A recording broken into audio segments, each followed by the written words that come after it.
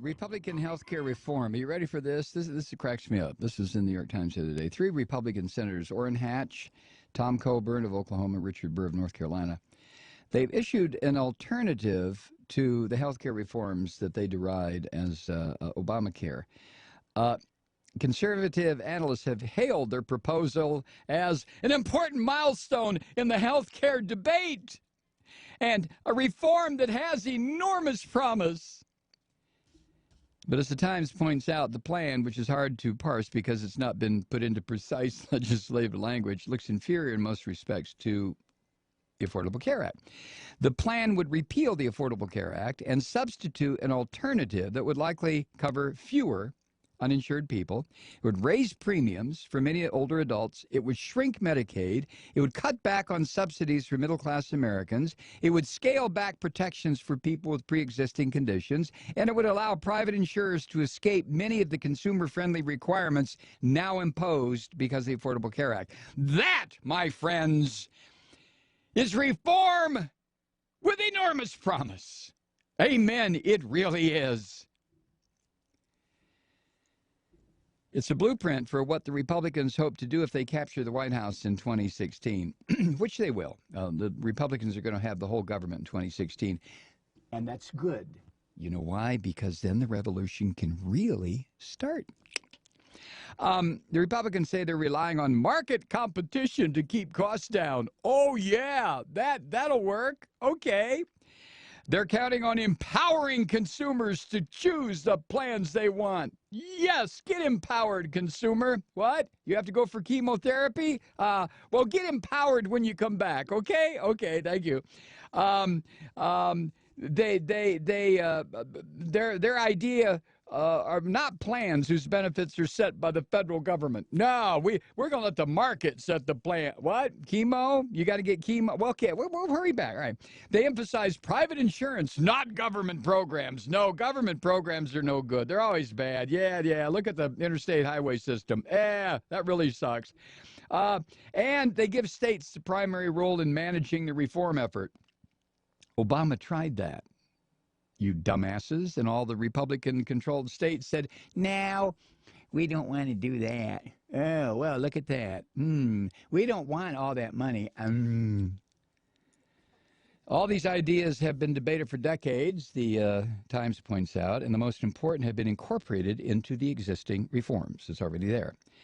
The reforms, by the way, this is why I don't like it, also relies on market competition.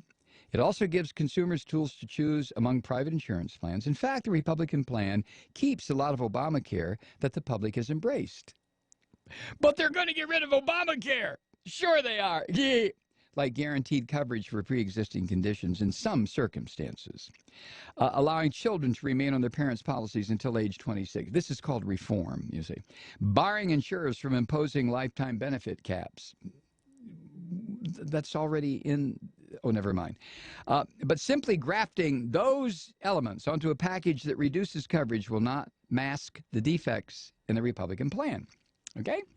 Now, the Times goes on, the plan claims to guarantee coverage for people with pre-existing conditions, but there's a big catch. Isn't there always, huh? It is only guaranteed the consumer with a pre-existing condition. Coverage is only guaranteed if they maintain what the Republicans call continuous coverage.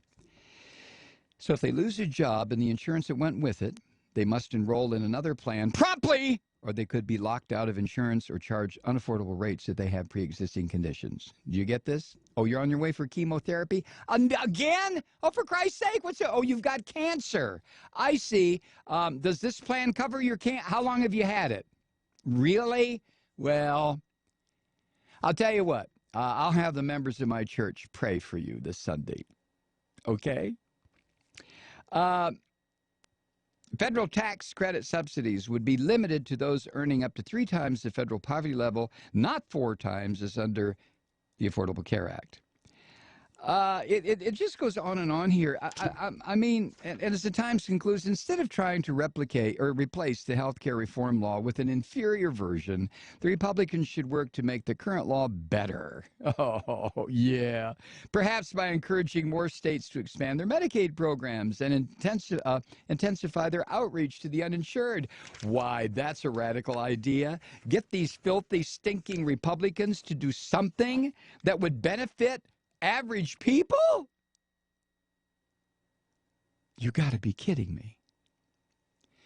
So we're going to hear a lot about this now because, the Republicans, what did they do last year? 45 times they tried to rescind or defund or otherwise tamper with Obamacare.